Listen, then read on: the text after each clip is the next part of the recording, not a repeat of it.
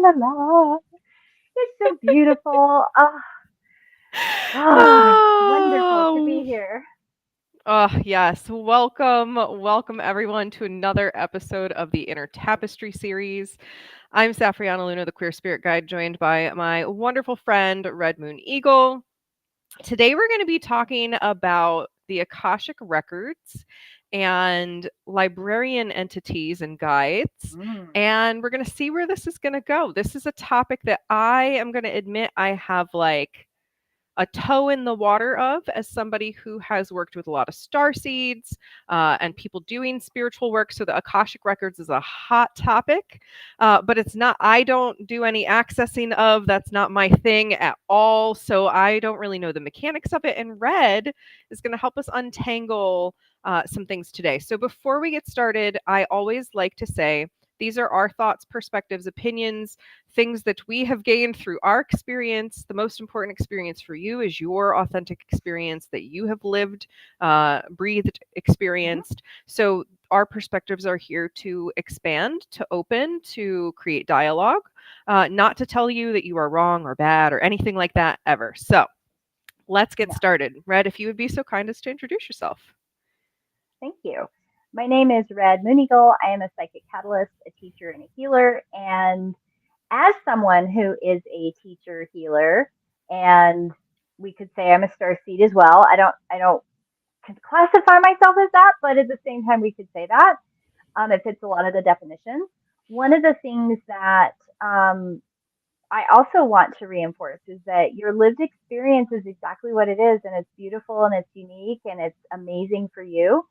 And one of the things that I learned in this meat suit experience is that sometimes your experience finds clarity and connection with some and not others. And that is valid and it's okay. There's no judgment. But going into Akashic Records and the librarian entities, it might be a little triggery for people. And I want to acknowledge that it can be. So I don't want anybody to feel like I've tossed the baby out with the bathwater in this conversation. But I do want to untangle some things. So thank Yeah. you.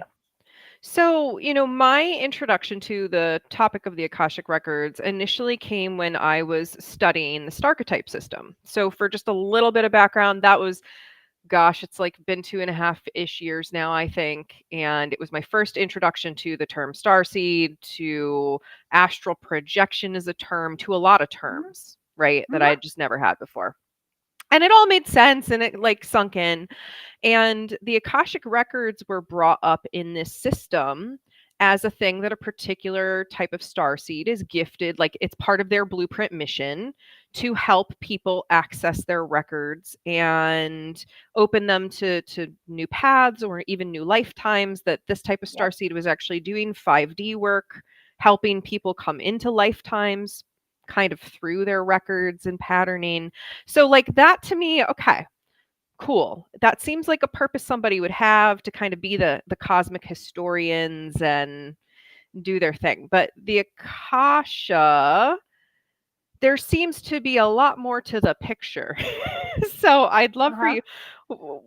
The Akashic records is like one little piece. There's a bigger, much bigger framework I have the sense of. So I'd love to There is. hear. Yeah. There is. So we've talked about blueprints a lot in our conversations, and I like to touch back with that because this is, I think, I'm not sure. I'm throwing it out into the universe, like, hey, does this click? Because pretty consistently, guides, anytime somebody mentions Akashic records and I ask a question, they go back to where's the vibrational frequency and how much of this vast entity, this vastness of who they are, is written into the blueprint. Hmm. And in that blueprint, what's trying to go through the eye of that needle into the meat suit and manifest, right?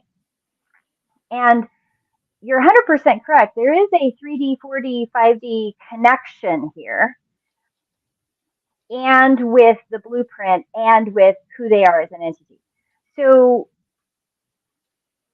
when I didn't hear the term Akashic Records till probably like, I don't know, I think it was like 2011, 2012, 2013. Like fairly recently, basically, in my 5 decades of life. Like it's a fairly recent thing. And I was very confused because the person that came to me that kept talking about Akashic Records was a vibrational blue.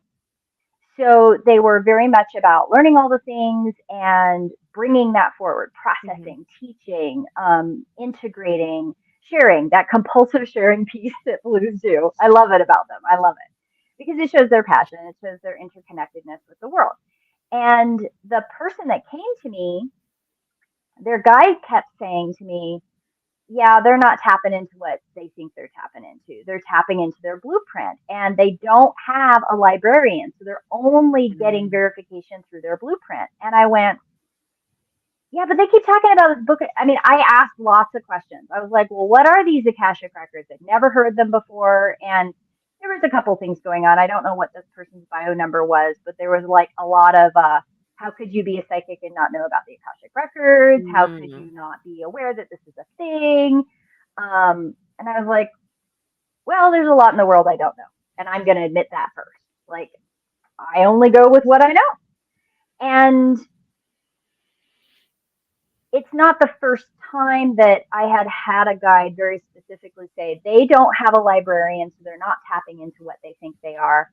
And it was kind of before I got the full explanation of what a librarian was. I knew that I have this entity that helps me with stuff, but I didn't know, and I knew other people didn't have them. And I knew that my librarian had given me a nice little image in my head so that I could relate to them. And I knew it wasn't their true form. And I knew that they were not always with me. They were only available when I needed them. And I knew it was a separate thing. But I didn't know until I found out. And it was through a reading. It was actually through a session with a client. And it wasn't this one. It wasn't the client that like, hey, this is a thing. And I went, yeah, but your guides keep saying that's not what, because this is what the person had said. They were like, oh, I went to all these trainings. I'm tapping into the Akashic records. And I went, I get that you're tapping into something. You are. But it's not what you think it is, right? And then another while goes by, I couldn't tell you how long, and a person came in and they were like, um, actually very much like you, Safrianna. They were like, oh, I'm aware of these things and I feel like I'm going crazy and I need some explanation and I need some anchoring in this. And I think I talked for like 2.5 hours just about the librarian entity answering all their questions. And their little librarian entity had come to them in a very different form than mine had. So there was this entity present, and I was like, whoa, that's not your primary guide. That is a different kind of something, something. And I don't understand what's going on. And so the librarian entities are never in a human form. From what I've been told, they never come into the human form. They're a 9D entity, right? They're in the spiral and they are a 9D entity. So when they choose to pair up with you in your blueprint, you literally have access to a type of librarian entity that can access everything in the spiral. So it can feel very much like I've been told Akashic Records. I've been told they're like the universal book of everything, Mm. basically. And these entities have direct, basically, access to everything that happens in the spiral. So if you have one that you have an access to a piece of them in your blueprint, you kind of do have access to all 9D. But this is the caveat that confuses people is that they're different kinds. And we've talked about you being an indigo. And so when I say something and you're like, oh yeah, that's it. That I remember that. That makes Mm-hmm. sense.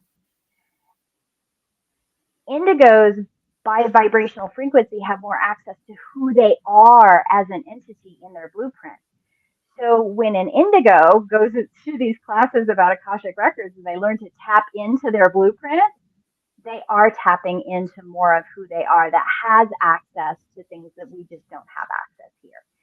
So Akashic records, via how we translate what that means, seems to be along the lines of where you are vibrationally in your blueprint, and or do you have an entity? Do you have this particular kind of entity that's helping you go, yep, that's a thing, or nope, that's not a thing?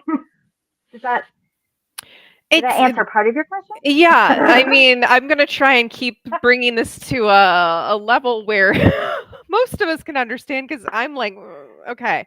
Yeah. So So help me clarify it. yeah, okay. So the Akashic Records, as many people think of them, is simply information.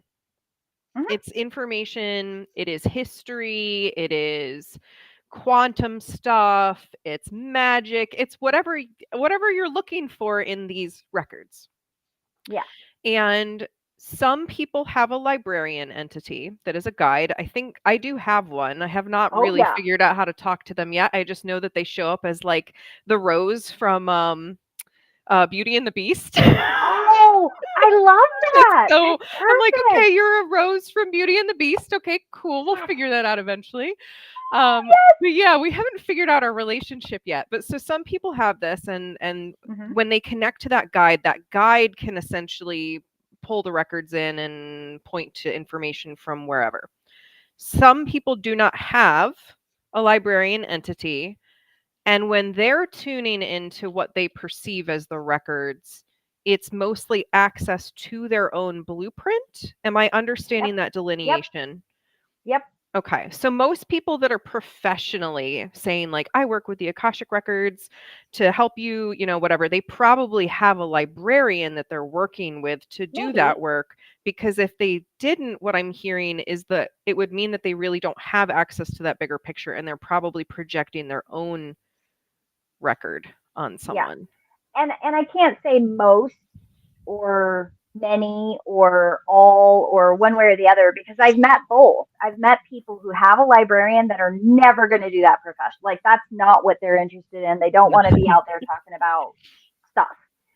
And then I've met a few that are kind of out there projecting that and they don't have a librarian. But they may be an indigo or they may be a blue or they may be, like I don't know. It seems to be the blue indigos that go in that direction. And I suspect, I have no proof, but I suspect it has something to do with the frequency and kind of how that frequency manifests in the human meat suit. So it's interesting because when somebody goes into learning how to access their own blueprint, they don't have a librarian, but they train in a way that helps them access their guides more clearly, I guess might be a better word.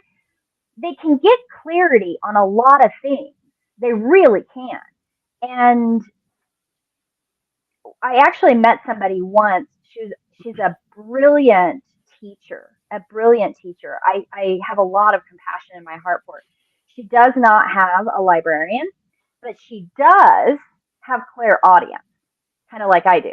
And so what she and I got a sneaky suspicion from something she said about when I said I was clairaudient. She's like, "Oh, that would make me so uncomfortable." That she doesn't realize that what she thinks she's doing with her Akashic record readings is she's actually getting information from other people's guides, just like I do, that are clarifying that person's blueprint. So when she's tapping into Akashic records, she's actually just gifted like I am in that way, right? But because she's freaked out by the idea of hearing them, she won't let herself go that way, which is again 100% valid. I never ever want her to think that it's not real because it is. I mean, she is able to help people and it's beautiful.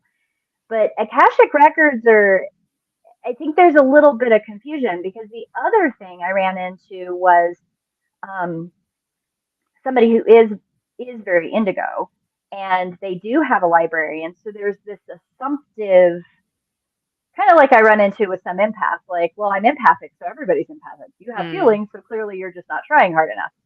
And I'm the person that will tell you I'm not empathic. Just spend 10 minutes with me and you'll figure out I don't get it at all. and not because I'm not trying, but because there's this I don't have that equipment. Yeah, and so it's interesting. We're dissecting like there's different equipment. Okay, so there Mhm. are more ways to access this information Yeah. aside from having a librarian. It might Yeah. be listening to, receiving images, messages, knowingness, etc. from guides. It could be Yeah. an indigo-ness. It could be a Yep. lot of different things. Yep. Now, the next part I want to get into is the Akashic records are often seen as like this one place. And in Yep. my understanding, there's more than one place, first of all, like place, Uh-huh. dimensional Hmm. overlaid place, right? Yep. Very, very objectively speaking here. Uh-huh. Because we have like the halls of Amenti and like these halls of learning and other libraries Hmm. of knowledge and record. And I remember it did not make any sense at the time because it's been a year and a half since I had my blueprint done with red now. And there are Hmm. parts that I still will flash back to and be like, what did that mean? And I remember when you were describing my librarian, you said this is a Lemurian librarian, not an Earth librarian. Yeah. So it seems like there's also an element of records Yep. for planets and places as well that have their own teams. Yes. Yes and no. So there's Don't you love my I've got questions? no, I love them. I do love them because I've got two guides. I got one of your guides here that's going, oh yeah, explain this, and then I have another one going, oh no, wait a minute, we got to go backwards first. And I'm like, oh my god, what do I say next? um, okay, so I usually use this as the analogy to get started with librarians. So they're not hierarchical, but they are accessible limitation type librarians. So I'll use an analogy. I've gone into the library, which is why I call them librarians. I've gone to the library and I want to find a book. I have a topic, right? Like I want to know about brooms. I want to know everything there is to know about brooms. And if you go to the head librarian, you know that a head librarian is going to go, sure, not a problem. Go into that room. And you go into that room and they start bringing in cart after cart after cart after cart of every single book in the universe about brooms. And then she goes, have a good time. And you're sitting there going, oh, what do I do with this? Too much. Okay. Right. But most people, if they're trying to be more targeted, they might go to the information desk and they might ask the information desk, I would like to know about brooms in relation to my blueprint, or I would like to know information about brooms from Lemuria. Okay. And you're going to get a type of librarian will respond to that. That's the one that's in your blueprint. So you might have an information desk librarian or a head librarian. That's the whole thing. Don't ask for that, please, ever in the universe. But you might get a page type librarian. So a page librarian is going to say, sure, I'll go fetch you some brooms about Lemuria or whatever. And you go off into your little room, AKA your blueprint. And anytime you ask about brooms, your page is going to bring you the 4 books from Lemuria specifically about brooms. Okay. Now, you could have a runner librarian. A runner librarian, you're only going to see the brooms that have to do with your blueprint ever. That's it. A page a little bit more might be like a realm. You might have a secretarial librarian, which is both two things. One, they have access to anything you need in your blueprint, any random question. Like, I'd like to know about Atlantis. Okay. So that librarian is going to bring you anything and everything that has to do with Atlantis. That is in correlation with your blueprint, but also as you discover things in your life, they're a recorder. So they help record into the library anything that you find connection to in this realm about Atlantis. Okay. So I've noticed that secretarial librarians are very targeted when they're attached to people's blueprints. I don't understand it. I don't pretend to understand it, but I know there's a difference because I've been told, yeah, this is a thing. Please tell them this. And I'm like, okay, we'll figure what that out is tomorrow. But there are different kinds, and there's several other layers of librarians. There's the entity librarians, and they have this amazing ability to communicate with their person in the blueprint when you become aware that that's what you're doing. And they describe all the entities that there is. So like if you encounter somebody who's an entity from a star or Atlantis or Lemuria or Montaka or wherever, like they're the librarian that goes ding ding ding ding, pay attention, here's information, here's Akashic record information. um and it might be visual, it might be auditory, it might be smells, it might be visions in the head, it could be anything. Right. And that's how librarians communicate. They communicate via your vibrational frequency, what your gifts are, and what you decided would be your avenue of getting the book off the shelf. Okay. So there's another librarian. Oh, this one's fun. This one is the one that has to do with the various spiral layers, so the dimensional layers. This librarian is fun.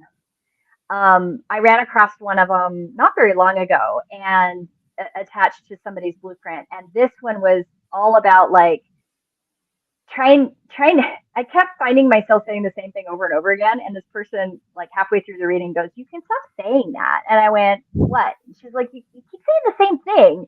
I'm like, "What am I saying?" I didn't even realize I was doing it. And she's like, "You keep telling me I'm not actually part of the 3D. I'm part of the 5D, but I need to get through the last little vestiges of the 4D. And I still don't know what it means, but you keep saying it over and over and over again in relation to everything you're saying." And I went, "Well, apparently it's important."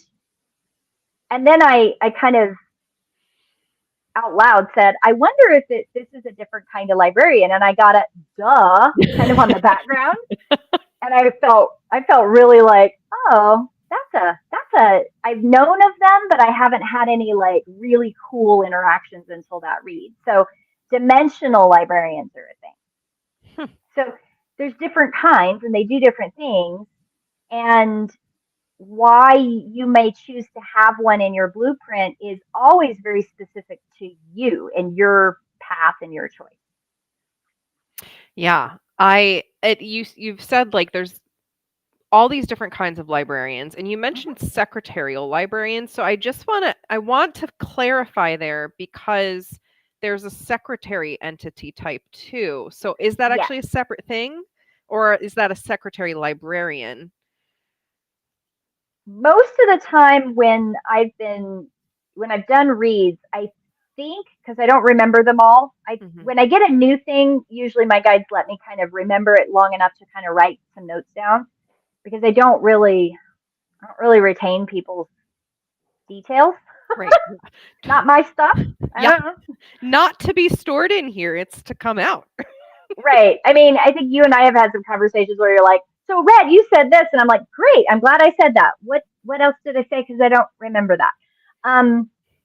There are, most of the time, from what I understand, secretaries are librarians, but yes, there is a type of secretarial role within a soul group, and that's a different thing. I So try a to be member of a soul group might be acting as the information gatherer, bringer for a soul group. Yes.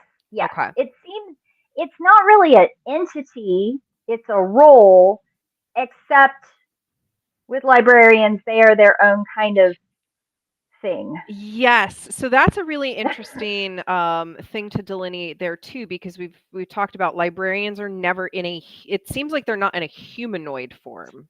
Like they can't, I guess. when what little I've tuned in, again, this is not my area of expertise, but like I said, my librarian, that one takes on the form of a rose. The secretary has a humanoid form, so that tells me mine is different. I think she's probably soul group related. The second you said that, I was like, oh, that actually makes sense. But there's this reality that in between meat-suited lifetimes, we can become guides for other people, for members of our soul group or not members of our soul group, just whatever we feel like doing in the in-between. But we'll never be a librarian, No. because that is not, they are Mm-mm. such a separate class of universal energy doing its thing. So I think the best way to describe it would be the framework of what we think dimensions are. There's only 9. And I get a little bit of a giggle when people are like, the 25th layer of the 16th dimension of the thing. And I'm like, there's only 9. So where are you going with that? You know, like I always giggle a little bit because they're probably just picking up like 6th or 7th dimensional stuff. And it is much more complex than 3D. So you It kind of, seems infinite as you yeah, when you expand into the layers. It seems infinite and it broad does. and It ever does. going. Yeah. So if you want to put a 25th layer on it, go right ahead, enjoy the icing on the cake. But the 9th dimensional layer in the spiral is where there are certain kinds of entities that I get the sense, and I'm not sure if I have it right. Nobody's ever told me I'm wrong per se from a guide, but they all laugh at me a little bit like, hee hee, maybe, hee hee. You know, like, what am I supposed to do with that? Um, but I get the sense that these librarian entities are very much anchored in the 9th dimension. I don't know if that's their true form and they have already been through all the spiral, however many times they need to be, and they just haven't exited, or they are the framework of the 9th dimensional spiral. There is a yes in that and a no in that.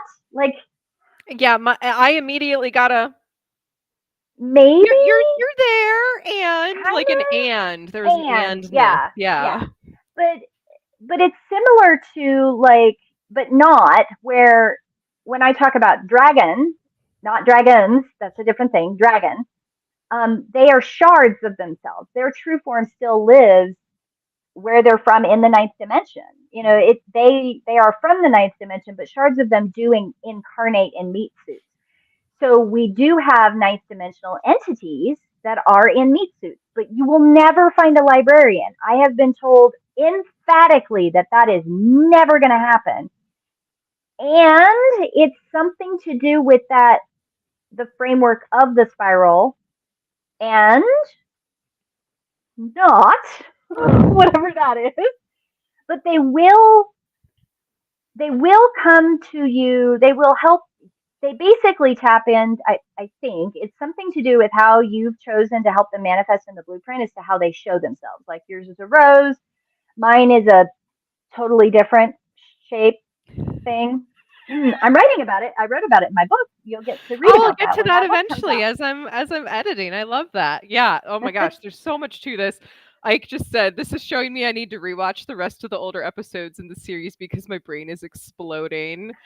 Oh, yes. And someone said, Athena said, I've been going through a spiritual awakening this year. I remember, I'm going to say this wrong, Hayao. And I remember her working on her tarot where she holds a book and she is high up close to the Akashic level. So, yeah, what would we consider in terms of that level where the knowledge is accessed dimensionally? Yeah. Because again, Akashic Records, one term, halls of Amenti, halls of learning, like all of these different places we call this. What dimension does that exist on? Or is From it what all of I them? understand, when you're getting information from your librarian, it can feel like you're in a different level. That's basically the way my librarians explained it to me. She's like,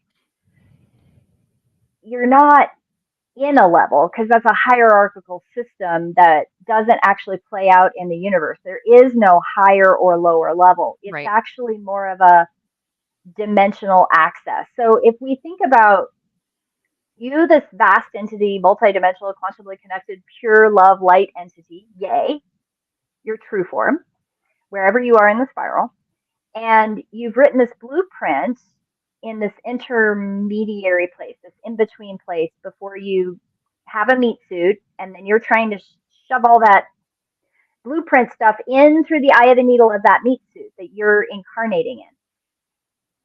Your librarian is connected to the blueprint. So there's a shard of your librarian that you have access to. So they don't hang out with you all the time. you have your primary guides. That's what they do. Some people have 3 or 4 that hang out with them all the time. Some people only have 1 or 2. I have one. I have one that's with me 100% all the time. All the others kind of come and go as I need them. My librarian, though, on the other hand, I have to very intentionally ask. I have Mhm. to be in a place of asking. Now, maybe it has to do with my training. I don't know, but I use my astral temple. I have always known I had an astral temple. It's the in between place that my entity self created before I came into the meat suit. And that's where I go. I go there, and I can ask my librarian to come to me and answer my questions. Every once in a while, I've had sometimes where I've been in a session or a reading and something's stuck. Like I'm either not understanding what some of these guides are saying, or I might not be in a good place in my own meat suit and I need a little extra help. I may go breathe into my astral temple while I'm in the meat suit interface with somebody, and I can ask my librarian, "Hey, I need some help. Can you help me answer the question, or can you help me find clarity in the knowingness, right? The clairaudient knowingness of what's coming at me." And they will hold that space for me energetically or dimensionally or with my blueprint, so that if my meat suit, usually if I'm having trouble, it's because my meat suit's depleted and I've ignored Mhm. that. That's the thing. Yeah. Oh, yeah. And they'll hold the space in that quantum layer of in between, so that I can finish the read, I can get clarity there. And I will tell you, if have to ask the librarian to step in on my behalf to help me with the read, I will remember nothing after that. Right. Nothing. It is gone. I cannot ever access it again. Even if it's new information to me, it does not stick.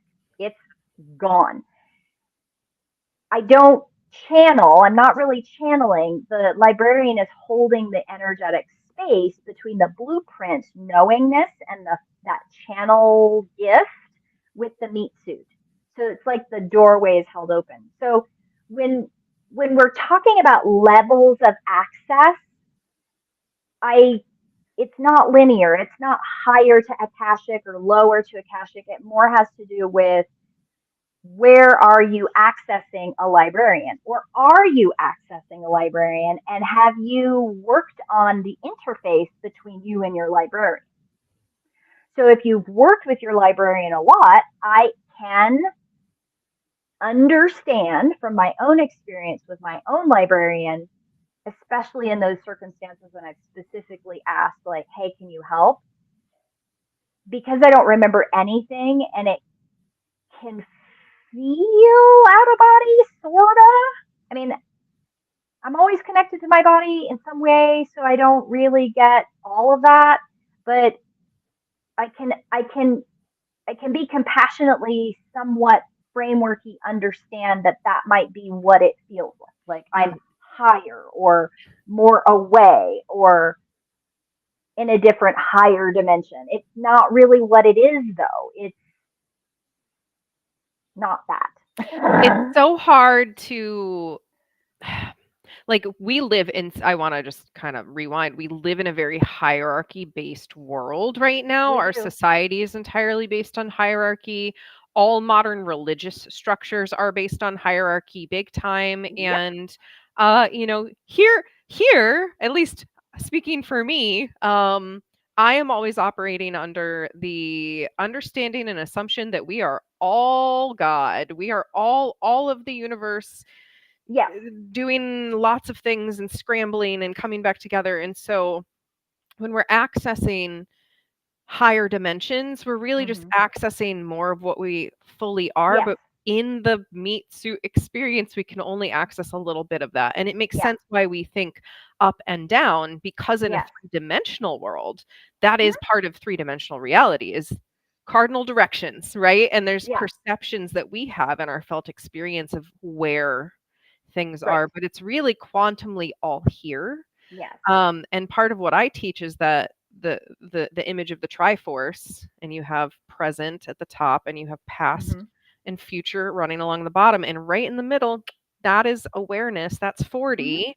That's where we're able to thread thread the awareness in the needle and travel up and down and do all Yeah. of that perceived stuff. So it's easy for us to view librarians or guides or anything as above us Hmm. or whatever hierarchical thing we want to think. But the reality is they're here to help us, and they're here Yeah. to help us get access to what we don't normally have access to while in the meat suited body experience. So, Yeah. yeah. And there's another thing that I think is so poignant for the dark times that we're in right now. Like I spent 50 years of my life waiting for the dark time to happen.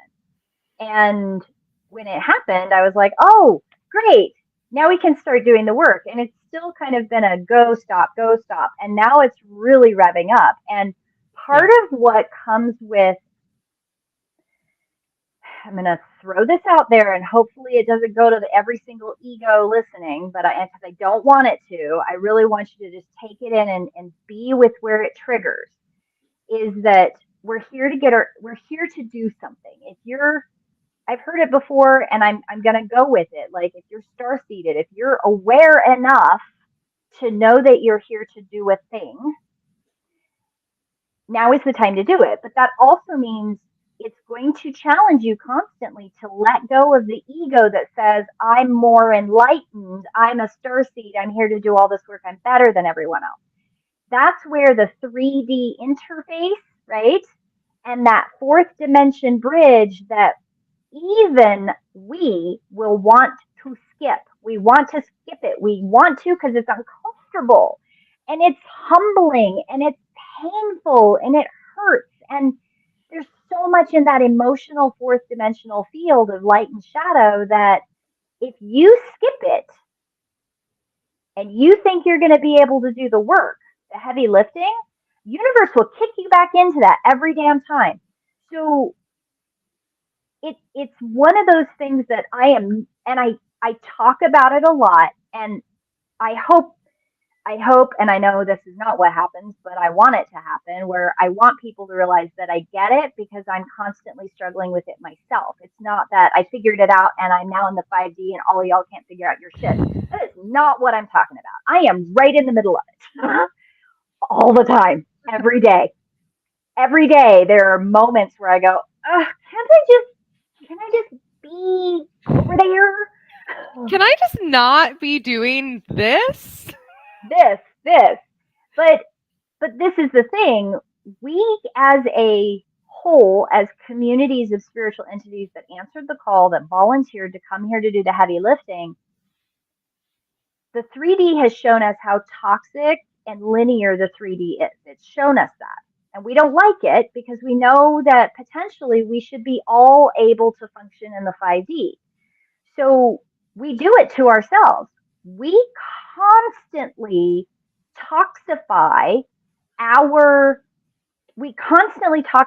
our experience and do a huge amount of spiritual bypassing in our own communities to avoid that fourth dimensional, icky, emotional light and shadow growth stuff. And we, as communities, find ourselves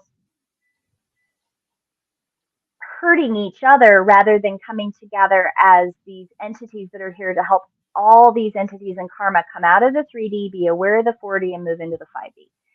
And when we talk about Akashic Records, and I'm going to come back to this, this is not a shaming session about, well, I access the hierarchical of whatever in the Akashic Records. I don't want anybody to feel like I'm demeaning that.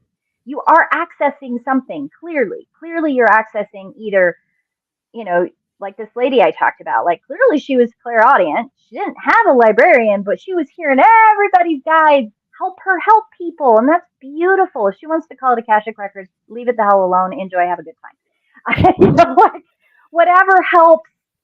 But it, we spent like an hour talking about her clairaudience, which she kept saying over and over again, I don't have that. I don't have that. I'm like, well, you do.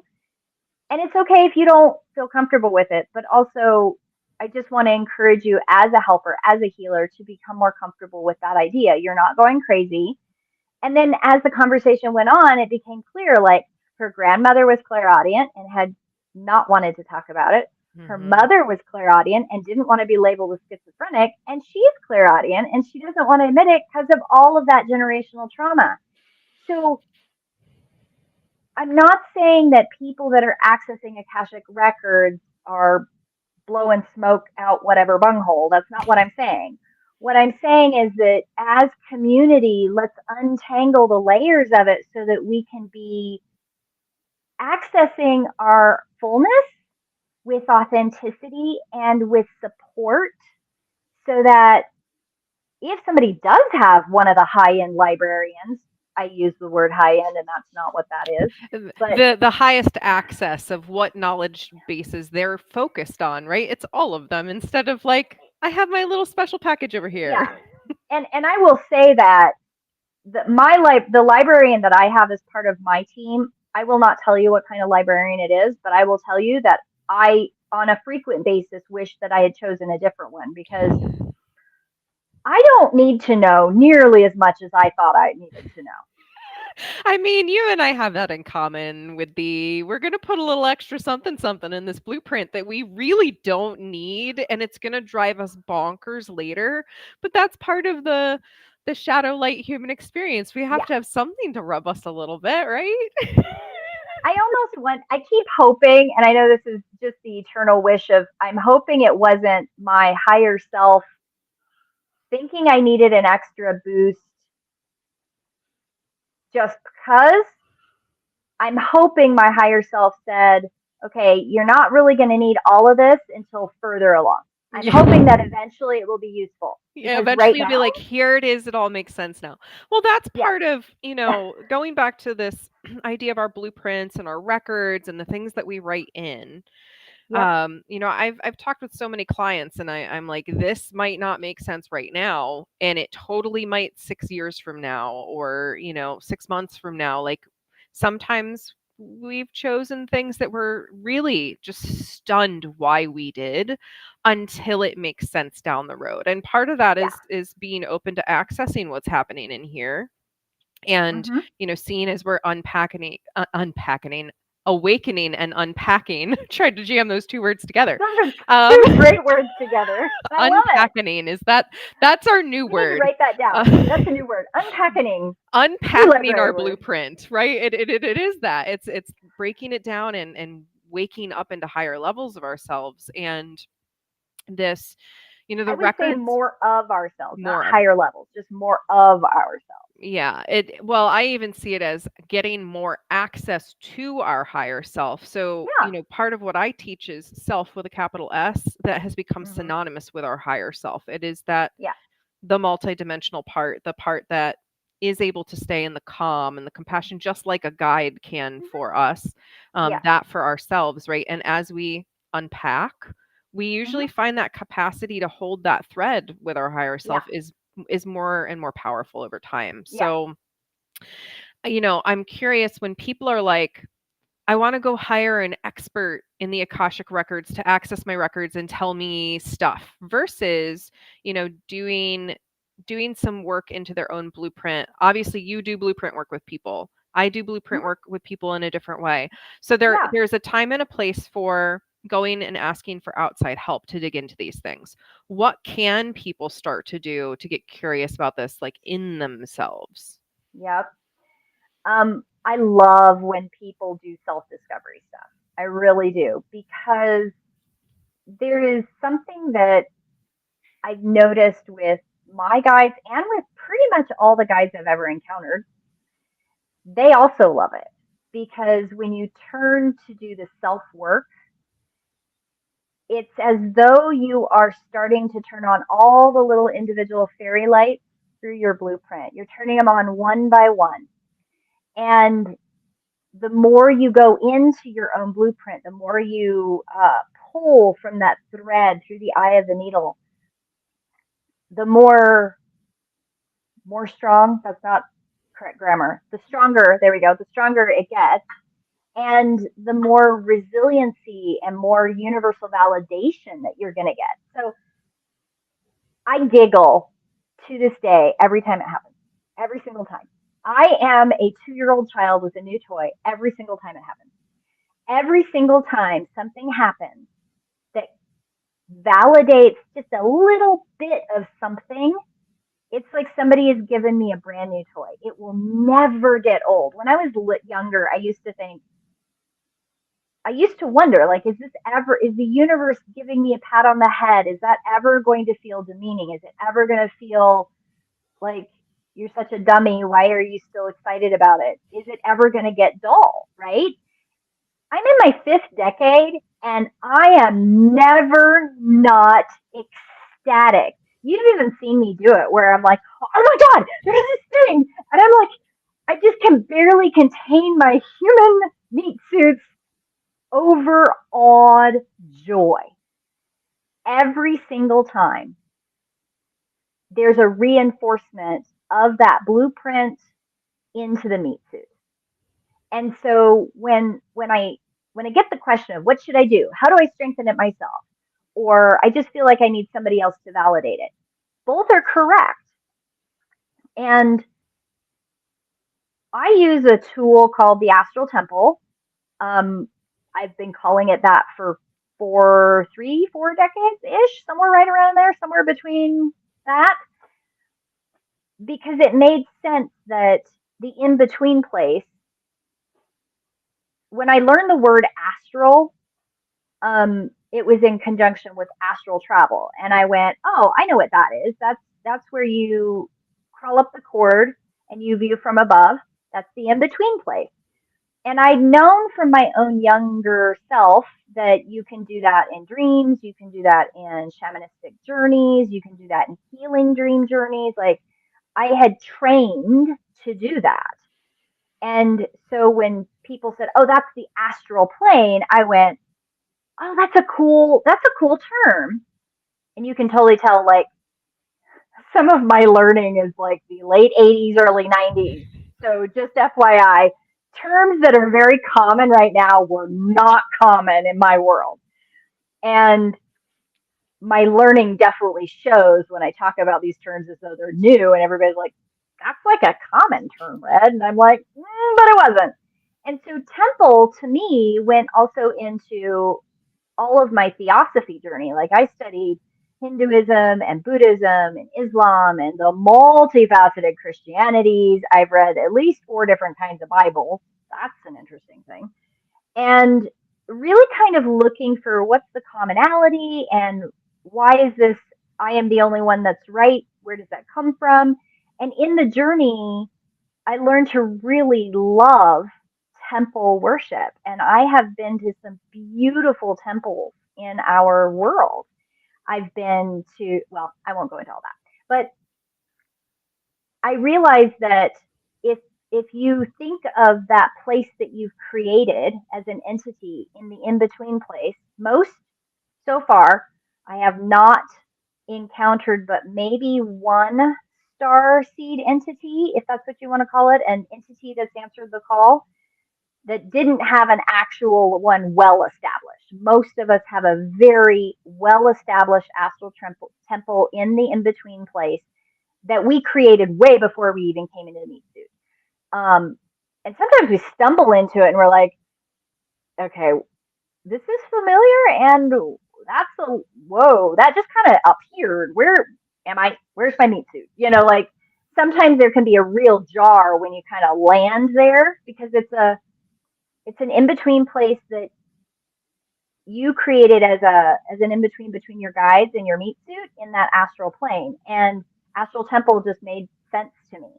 So when I talk to people about how do you do your own work, find your astral temple. There are meditations out the gazoo in how to find your place. Some people it's a meadow. Sometimes you walk down a path. Sometimes you jump in the water and you find the undersea temple. And some people go up into the air and become a bird and find it in the sky. And some people, I go up a set of stairs. I just go up a set of stairs and I find the door. And the damn door changes its shape. I Sometimes it's know. I was going carved. to say Sometimes it's mine's blank. changed so much over the years. It's really interesting Yes. to look at. But yeah, like this going within. And I just want to say something here because I'm a person who's so outside of the norms of many of my teachers. Yep. Of my experiences are totally different. Yep. And there are some groups of people myself included, that the access between the 3D and the 5D is so rapid that it Yes. doesn't feel any different when you're accessing it than you are in your regular Yes. everyday experience. So I was like waiting for the like I travel out of my body and everything feels different and it's wild and I'm there, and no, it was really just me having thoughts in my head, but knowing, there's the knowingness. Oh, Yes. and I don't even Yes. see pictures because I Yes. have aphantasia, but I see words or I Yeah. get descriptions like I'm reading a book on my Kindle, right? Yeah. So there's Yeah. so many different ways to access this, but it is Yes. this like inner place of knowing that you're Yeah. safe, you're held by your guides, like nothing can get you there. There's Nope. no Nope. danger. It's Nope. like this is me and I'm okay here. Yeah. And it can look, yeah, I love that you said like it can look like a meadow. It can look like I originally went downstairs. Now I just appear like I'm just Yeah. okay, we're here. So whatever this is for you, Yeah. like that's okay. You know, I like how you clarified that, because I always talk about it in a very beginnery type way, because there is this 3D linear attachment to so much of, I'm going to use the word metaphysical, spiritual world.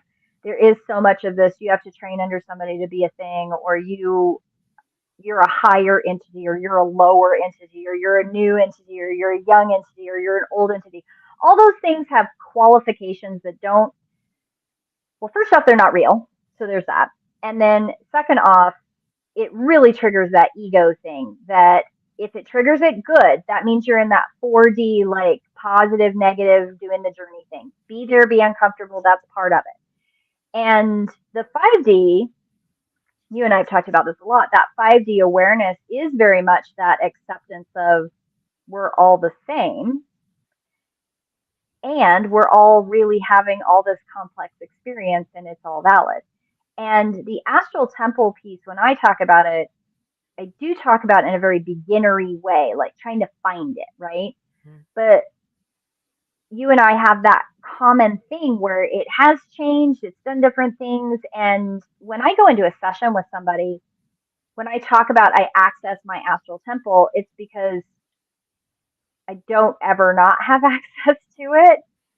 And if I'm having trouble sleeping or get a little insomnia or my meat suit gets dysregulated, I will go back to the very beginning meditation that helps me reestablish a healthy connection with my astral temple, because the step by step process brings me back to the 3D, helps me walk through that 4D to be in that 5D safe place of that astral temple connection. Mhm. So there's so many different ways of doing it, but you don't need some, you don't need me, you don't need Safrianna, you don't really need to call us and make an appointment and do the thing unless you do. And there is a point, I think you and I have talked about it a couple of times, where you get to a certain point and the universe is giving you these validating moments, right? And that it is leading to that connection within community, so you can get the bigger validation picture, the blueprint. And there are Mhm. many different ways of reading a blueprint. There's many different gifts and how we appear in the world. I'm definitely a weirdo, and I get that. I am not everybody's flavor cup of tea.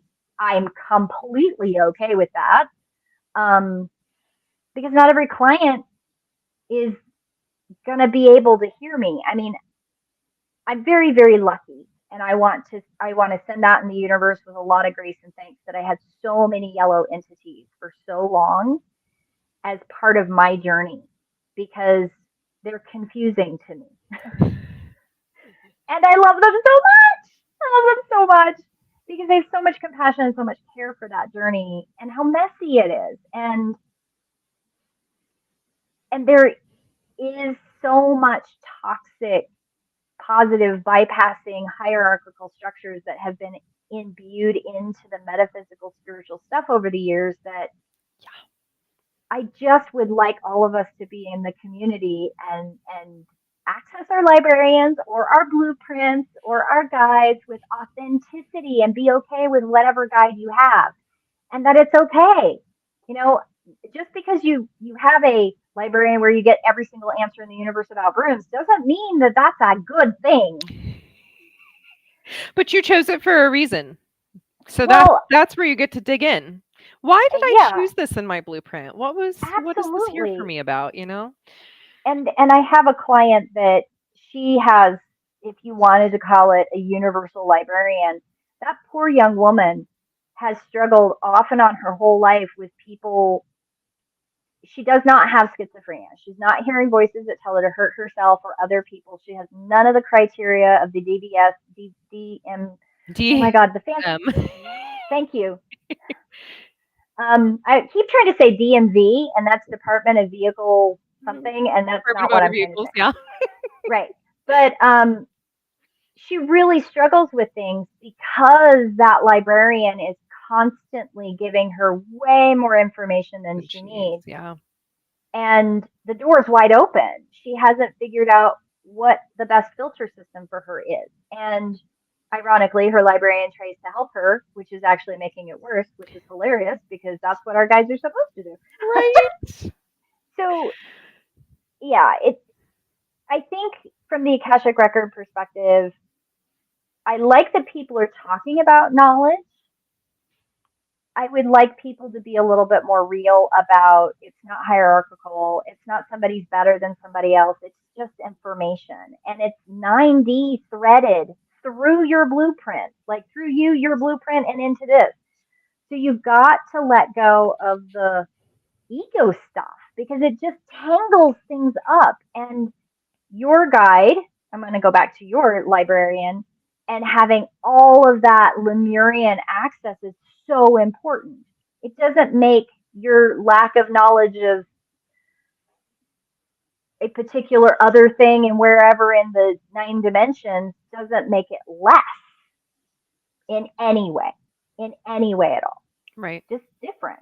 Yeah. I mean, that's what we're all about here is like each of our differences is to be celebrated Mm-hmm. because that's like the community piece. We're not meant to do it all alone. We're not meant to have No, it all alone no. until we are back as one Right. above this whole shebang, this whole spiral. So Messy, that's messy where time. I want to next episode I think for sure we're going to talk about the spiral um because this is something that came up a lot today and some people I'm sure have some questions about what do you mean it only goes up to the ninth dimension and whatnot. So I'd love to come circle back to that next Yeah. episode and really dive into that. But I hope that overall this is a good just sense that there is more to the picture than just the Akashic records. There's so many other places we can access information, or and methods to access information Yeah. about our blueprint, other people's blueprints, cosmic history, all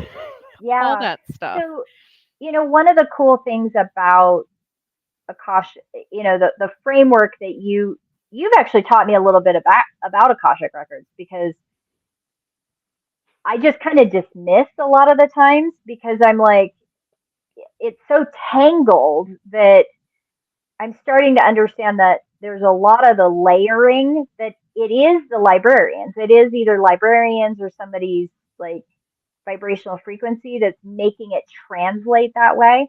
And very much like your own, like you have so much access to Lemurian information that it might be that somebody who, what was one of the other libraries you said? I can never hold on to it. Oh, I was just mentioning like, other planets. So an Earth library, an Atlantean Right. library, a Mintakan library, Yeah. a library on an entirely different, like not planetary dimension at all. Yes. And I have encountered some very specific librarians that are um, like the true entity inside the meat suit might be from the 6th dimension. So their librarian attachment has a lot of information from that 6th dimension. And you and I've talked about a little bit about that very chaotic sixth dimension is quite chaotic. And so it can when they're shuffling through and they're taking on all that information into the meat suit, that dimensional chaos can really trigger that meat suit's whatever their bio number is, right? Like if they're in fear, it can be like, oh my god, I'm terrified of all the galactic wars, or Mm. maybe body number where it's I'm so disappointed that we're never as humans ever going to come out of this awful thing, because sixth dimension says, oh, it's chaos. And they might translate that into their own fears, disappointments about what's happening in this dimension. Um, I totally had a conversation with somebody yesterday. They were like, yeah, we're just going to end. The human race isn't going to be here in 400 years. And I went, who did you talk to? And it was funny because she was like, oh yeah, I'm going to tell you all about it. And I heard all this long story, and I went, who was that? Right? Like, I knew that who she was talking about was somebody I knew, because the guides kept going, you know this person, you know this person. And I do know this person. Beautiful entity, beautiful person. I haven't had any encounters with them in the last 7 years, but they live in the area. And I was like, oh, yeah, that's their sixth dimensional librarian. And the person I was talking to went, what? And I don't know what their bio number is, this other person, but clearly, like, all of the messaging is clearly through their own lens of what's happening in the world, so that awareness of the stuff got muddled. Mm-hmm. It's not that it's not real, it's just muddled, right? Like, it's a real experience, it's a real knowingness that got muddled through the meat suit. Well, and stuff that's all muddled. Perspective, right? It's literally perspective. Like the whole moon is not lit up at any given time. It's only 50% of it. And like, I feel like that is the reality that we have to face as entities living in 3-dimensional bodysuits, which is that we can't access 100% of it, period. So we got to release that ego stuff of ever feeling like we can truly fully know. Right? There's always a shred of uncertainty in this 3D existence. And like our, as we've talked about throughout this program, like our bio number determines that, our gifts determine that vibrational frequency determines how that's filtered. So there's so much being filtered through.